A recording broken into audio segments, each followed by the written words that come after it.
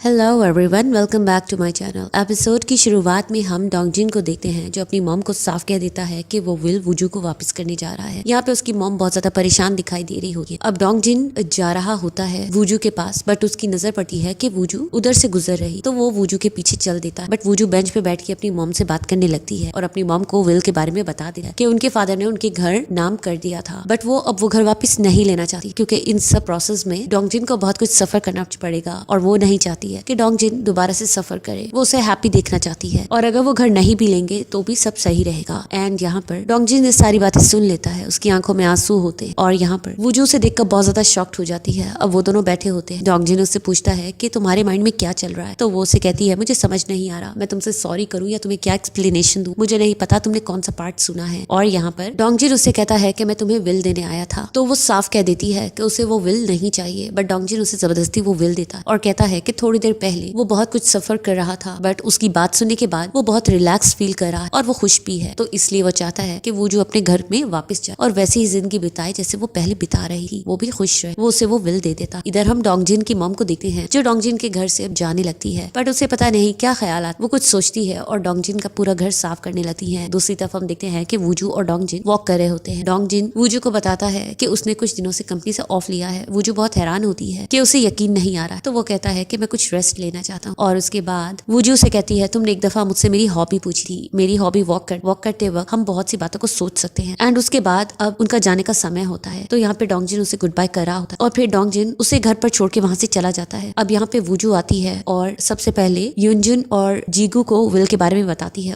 उसके बाद वो हाइसंग के पास आती है, वो अपने फादर की विल को पढ़ती है जिसमें उसके फादर ने साफ लिखा होता है कि वो घर इन तीनों बच्चों के नाम है। वो बहुत जोर से फूट फूट के रोने लग जाती है। यहाँ हम देखते हैं कि उसकी रोने की आवाज बाहर युनजुन सुन रहा होता है और वो भी बहुत ज्यादा परेशान दिखाई दे रहा होता है। जिगू भी उसके रोने से बहुत ज्यादा परेशान दिखाई दे रहा होता है। यहाँ पे हाइसंग कहती है कि मैं बस रोना चाहती थी और इसलिए मैंने बहुत ज्यादा रो दिया है। अब वो अपने फादर के बारे में कह रही होती है कि पहले मैं डैड को बहुत बुरा समझती थी, बट उनकी विल पढ़ने के बाद पता नहीं मुझे क्या हो गया, मुझे उनसे नफरत नहीं हो रही, पहले मैं उनसे रिवेंज लेना चाहती थी। वो जो उसकी सारी फीलिंग्स को चुप करके सुनती रहती है। एंड उसके बाद डोंगजिन जब अपने अपार्टमेंट में पहुंचता है तो वहाँ पे उसकी मॉम नहीं होती है और वो हर चीज को अच्छे से रखे हुए देख रहा होता है। यहाँ पे हमें फ्लैशबैक का सीन दिखाया जाता है कि उसकी मॉम जब उसके क्लॉथ फोल्ड कर रही होती है तो डोंगजिन के बारे में सोच रही होती है। डोंगजिन ने उन्हें कहा था कि मैं कभी भी खुश नहीं रहा, इसलिए मैं अच्छा बनने की कोशिश करता हूँ और हर चीज को डिसिप्लिन वे में करता हूँ ताकि कोई मुझे आप जैसा ना समझे। यहाँ पे अब डोंगजिन भी बहुत परेशान दिखाई दे रहा होता है। दूसरी तरफ हम देखते हैं डोंगजिन की मॉम फिर से वुजू के घर पर आ जाती है और वहाँ पर उस घर के बायर को कॉल करके फोर्स कर रही होती है कि वो सारे पैसे उसे घर के दे दे। इधर हम देखते हैं कि डोंगजिन की मॉम का रीसेंट बॉयफ्रेंड पुलिस स्टेशन पहुंच जाता है। इधर डोंगजिन उस बायर के पास पहुंचता है और उससे सारी बात बता देता है और उसे कहता है कि उन्होंने जितने पैसे दिए हैं वो उन्हें वापस करेगा। वो बायर बहुत ज्यादा गुस्सा कर रहा होता है, बट यहाँ पे डोंगजिन उसे मना लेता है, तो इसलिए वो कहता है कि ठीक है वो अब घर नहीं खरीदेंगे और उन्होंने जो जितने पैसे उसकी मॉम को दिए हैं वो अब वापस लेना चाहेंगे। अब यहाँ पर नेक्स्ट सीन में हम देखते हैं कि युनजुन और वुजू ने लॉयर के पास जाना होता है। वो दोनों इकट्ठे आ रहे होते हैं तो उन दोनों को हाइसंग देख रही होती है। अब वो लोग लॉयर के पास जाते हैं अपने घर को क्लेम करने के लिए। वो विल दिखाते हैं, बट यहाँ पे वो लॉयर कहता है कि इस विल में कुछ गड़बड़ है क्योंकि उस घर को बेचने की कोशिश की गई है, तो इसलिए जिसने उस घर को बेचा है उस पर केस होगा और उसके बाद इन सब चीजों को प्रूफ किया जाएगा। बट यहाँ पे वुजू बहुत ज्यादा परेशान होती है क्योंकि वुजू नहीं चाहती है कि डोंगजिन की मॉम और डोंगजिन को इन सब केसेस में इन्वॉल्व किया जाए। अब वो इसी चीज के लिए बैठी होती है कि इतने में डोंगजिन की मैसेज उससे रिसीव होता है जिसमें उसने उससे रात को डिनर पर बुलाया होता है। अब यहाँ पे युनजुन आता है तो यहाँ पे वुजू उसका थैंक्स करती है कि वो उनके साथ लॉयर के पास गया है और यहाँ पर हाइसंग अपनी मॉम को सारी जानकारी दे रही होती है। अब वो दोनों बिल्कुल खामोश होते हैं तो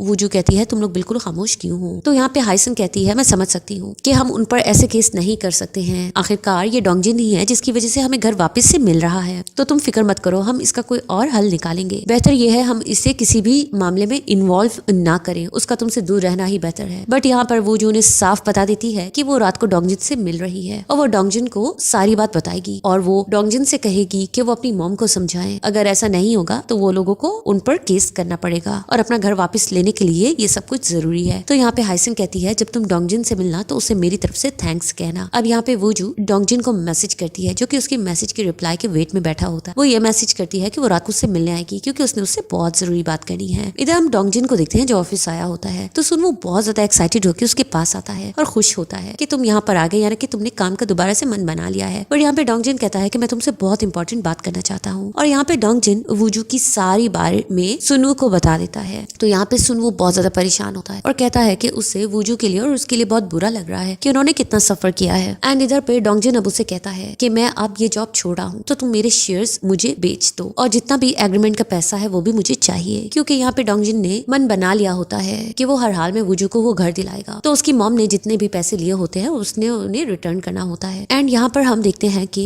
युनजुन और हाईसंग घर जाते हुए ग्रोसरी खरीद रहे होते हैं। हाईसंग जिगू को कॉल लगाती है और कहती है कि तुमने हमारे साथ डिनर करना है तो हम ग्रोसरी ले रहे हैं, तो तुम्हें क्या चाहिए। तो वो कहता है कि मैं डिनर पे नहीं होगा, अच्छा होगा तुम और युनजुन अच्छे से समय बिताओ। वो इस बात से बहुत हैरान होती है। अब युनजुन आता है और उससे पूछने लग जाता है कि उसे और क्या चाहिए ग्रोसरी में, बट वो उसे साफ कहती है कि तुम्हें ज्यादा जेंटलमैन बनने की जरूरत नहीं है। यहाँ पे जीगू ने जान के हाईसंग और युनजुन को समय दिया होता है। वो चाह रहा होता है कि वो दोनों इकट्ठे समय बिताए, क्योंकि उन्होंने उसके उस सीन को देख लिया था जहाँ पर हाईसंग ने अपनी फीलिंग्स युनजुन को बताई थी। एनीवेज अब वो घर जा रहे होते हैं तो यहाँ पर युनजुन अपनी स्टोरी सुना रहा होता है कि उसकी वूजू से फ्रेंडशिप कैसे हुई थी। तो वो कहता है कि हम लोग हमेशा स्कूल में लेट पहुंचते थे, हम दोनों बस भी लेट लेते थे, लेकिन एक दफा हमने अपनी ही क्लास के एक स्टूडेंट को देखा था, वो हॉस्पिटल जा रही थी, शायद वो प्रेग्नेंट थी और इन दोनों को इस बात का पता चल गया था। और यहाँ पर युनजुन समझ गया था कि ये न्यूज कल वायरल हो जाएगी क्योंकि वूजू सबको बता देगी। बट यहाँ पर युनजुन बहुत ज्यादा शॉक्ड हुआ था कि वूजू ने ये बात किसी को भी नहीं बताई और वहां से उसे एहसास हुआ कि वूजू कितनी अच्छी लड़की है, कितनी लॉयल है, दूसरों के बारे में इतना गॉसिप नहीं फैलाती है। वो वूजू की तारीफें कर रहा होता है। हाईसंग वहाँ पे रुक जाती है तो वो उसे गौर से देखता है और कहता है मैं जब वूजू की बात करता हूँ तो तुम जेलस होती हो ना। तो वो उसे कहता है लेकिन मैं तुम्हें अपनी फीलिंग बताना चाहता हूँ, जब तुम बहुत जोर जोर से रो रही थी तो मेरा मन कर रहा था कि मैं तुम्हें आऊं और बहुत अच्छे से हक करूं और तुम्हें चुप कराऊं क्योंकि मुझे तुम्हारे लिए बुरा लग रहा था। ये बात सुनकर तो हाईसंग फिर से रोने लग जाती है। वो उसके पास जाता है और उसे कहता है कि प्लीज तुम मत रो। वो उसका हाथ पकड़ लेता है। वो उसे हैरत से देख रही होती है। वो उसे अपने मन की बात बता रहा होता है कि वो उसे पसंद करता है। हाईसंग उसे गौर से देखती है, फिर उसका हाथ कस के पकड़ता है। वो दोनों वॉक करते हुए घर जाते हैं और बातें करने लग जाते हैं। इधर हम डोंगजिन को देखते हैं जो वूजू के पास डिनर के लिए पहुंच जाता है। अब यहाँ पर डोंगजिन कहता है कि वो इस प्लेस को मिस करेगा, लेकिन वूजू कहती है कि तुम्हें मिस करने की जरूरत नहीं है क्योंकि वो तो अपने घर में शिफ्ट हो जाएंगे और ये बहुत दूर पड़ेगा, तो वो रोज यहाँ पर खाना नहीं खाने आएगी, तो वो यहाँ पर आ सकता है। अब यहाँ पर ये दोनों इसी बारे में बात करते हैं। वो जो साफ बता देती है कि अगर उसकी मॉम ने सही तरीका ना अपनाया तो उन्हें उन पर केस करना पड़ेगा, तो वो अपनी मॉम को समझाएं। तो इस बात पर डोंगजिन कहता है कि वो अपनी मॉम से जरूर बात करेगा, वो फिक्र मत करे। अब दूसरे दिन हम देखते हैं कि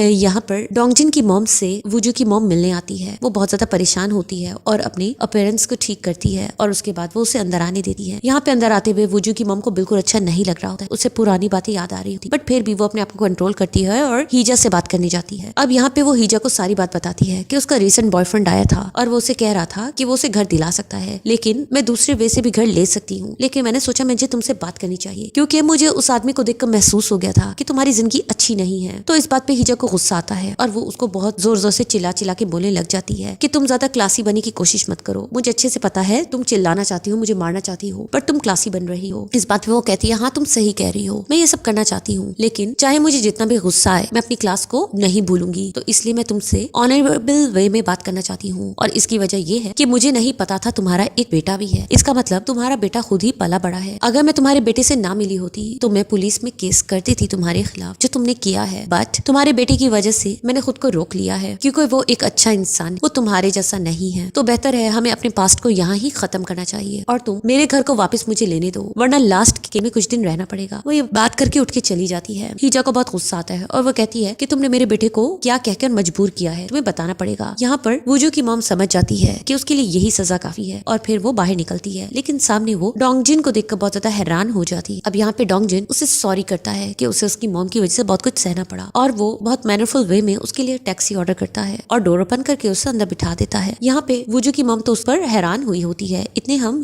हीजा को देखते हैं। हीजा के पास पुलिस स्टेशन से कॉल आती है और उससे उसकी वही रिकॉर्डिंग सुनाई जाती है। एक्चुअल में उसके रिसेंट बॉयफ्रेंड ने पुलिस स्टेशन में वो रिकॉर्डिंग सबमिट करवा दी होती है कि उसने उस घर को किस तरह बेचने की कोशिश की है। पुलिस ऑफिसर उसी से पूछने लग जाता है कि तुम्हें इतने अरसे से बात पता थी तो तुमने पहले क्यों नहीं रिपोर्ट की। तो वो कहता है कि मुझे इस बारे में नहीं पता था। एंड उसके बाद हम देखते हैं कि फिर से वूजू की मॉम वूजू वालों के पास आके उन्हें सरप्राइज करती है और उन्हें सारी विल के बारे में बात बताती है कि वो हीजा से मिली थी और इसके अलावा वो डोंगजिन से भी मिली थी और वो नहीं चाहती है कि उन लोगों पर केस किया जाए क्योंकि वो समझ चुकी है रिवेंज लेने का कोई फायदा नहीं होगा क्योंकि डोंगजिन ने उससे अच्छे वे में बात की थी और डोंगजिन ने उससे प्रॉमिस किया है वो अपनी मॉम को संभाल लेगा, तो हमें फर्दर जाने की जरूरत नहीं है। यहाँ पे वूजू बहुत ज्यादा बेचैन हो जाती है ये बात सुन के। उसे डोंगजिन के लिए बुरा लग रहा होता है। वो डोंगजिन को मैसेजेस कर रही होती है, कॉल कर रही होती है। डोंगजिन जाता है बट वहाँ वहाँ पर उसकी मॉम होती है, इसलिए वो कॉल कट कर देता है। अब उसकी मॉम बहुत ज्यादा परेशान दिखाई दे रही होती है, तो वो अपने बेटे को समझाने की कोशिश करती है कि उसने बहुत बुरी लाइफ बिताई है, वो ये सब कुछ इसलिए करी थी कि वो लोग अच्छी लाइफ बिता सके, बट सब कुछ गड़बड़ हो गई। बट यहाँ पर डोंगजिन कहता है कि आप अब भी अच्छी लाइफ बिता सकती हैं, अब भी इतना कुछ नहीं बिगड़ा है। वो अंदर जाती है तो यहाँ पे डोंगजी सिसकियां लेकर रोने लग जाता है। इधर पे वो फिर वूजू को मैसेज कर देता है कि वो नहीं आ सकता क्योंकि उसकी मॉम उसके पास आई हुई है। यहाँ पे हम सुनवू को देखते हैं जो